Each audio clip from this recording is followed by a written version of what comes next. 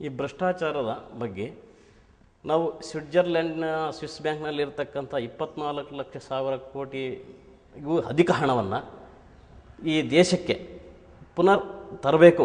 ಆ ನಿಟ್ಟಿನಲ್ಲಿ ಸಂಸತ್ತಿನಲ್ಲಿ ಅಮರಣಾಂತರ ಉಪವಾಸ ಸತ್ಯಾಗ್ರಹವನ್ನು ಮಾಡಲಿಕ್ಕೆ ನಾವು ಯೋಜನೆಯನ್ನು ರೂಪಿಸ್ತೇವೆ.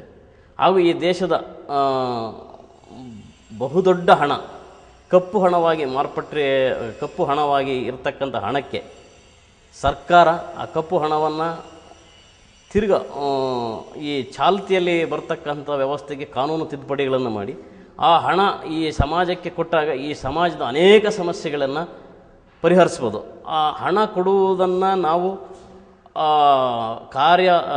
ರಚನಾತ್ಮಕವಾದಂತಹ ಕೆಲಸಗಳನ್ನು ಹಾಗೂ ರಚನಾತ್ಮಕವಾದಂತಹ ಅಧಿಕಾರಿಗಳನ್ನು ರೂಪಿಸಿ ಆ ಹಣ ಯಾವ ದಿಕ್ಕಲ್ಲಿ ಹಣ ನಾವು ಉಪಯೋಗಿಸಬೇಕು, ಆ ಹಣ ಉಪಯೋಗಿಸಿದ ತಕ್ಷಣ ಪರಿಣಾಮಗಳೇನು, ಮುಂದೆ ಆಗಬಹುದಾದ ಹಿಂದೆ ಆಗಿರ್ತಕ್ಕಂತಹ ಆಗಿರ್ತಕ್ಕಂತಹ ತೊಂದರೆಗಳು, ಮುಂದೆ ಆಗಬಹುದಾದ ಉಪಯೋಗಗಳನ್ನು ಗಮನದಲ್ಲಿಟ್ಟುಕೊಂಡು 1 ಕೋಟಿ ನಾವು ಹಣ ಉಪಯೋಗಿಸಬೇಕಂದ್ರೆ 10 ಬಾರಿ ಆ ಸ್ಥಳೀಯ ಪ್ರದೇಶದಲ್ಲಿ ಉಪಯೋಗಿಸಲಿಕ್ಕೆ ಯಾವ ರೀತಿ ಮಾನದಂಡಗಳನ್ನು ಆ ಸ್ಥಳೀಯ ಜನ ಸ್ಥಳೀಯ ಅನುಭವಿಸ್ತಕ್ಕಂತಹ ಒಂದು ಉದಾಹರಣೆಗೆ ಆ ಏರಿಯಾದಲ್ಲಿ ಯಾವುದನ್ನ ಒಂದು ಡ್ಯಾಮ್ ಆಗಲಿ, ಒಂದು ಸಣ್ಣ ಚೆಕ್ ಡ್ಯಾಮ್ ಕಟ್ಟಬೇಕಂದ್ರೆ ಆ ಜನಕ್ಕೆ ಎಷ್ಟು ಜನಕ್ಕೆ ಉಪಯೋಗಿಸುತ್ತೆ ಅಂತ ಆ ಫಲಾನುಭವಿಗಳನ್ನು ಕರೆದು ಅವರನ್ನು ಒಂದು ಈ ಯೋಜನೆಗೆ ಅಳವಡಿಸಿಕೊಂಡು ಮಾಡ್ತಕ್ಕಂತಹ ಪ್ರಯತ್ನವನ್ನು ನಾವು ಮಾಡ್ತೇವೆ.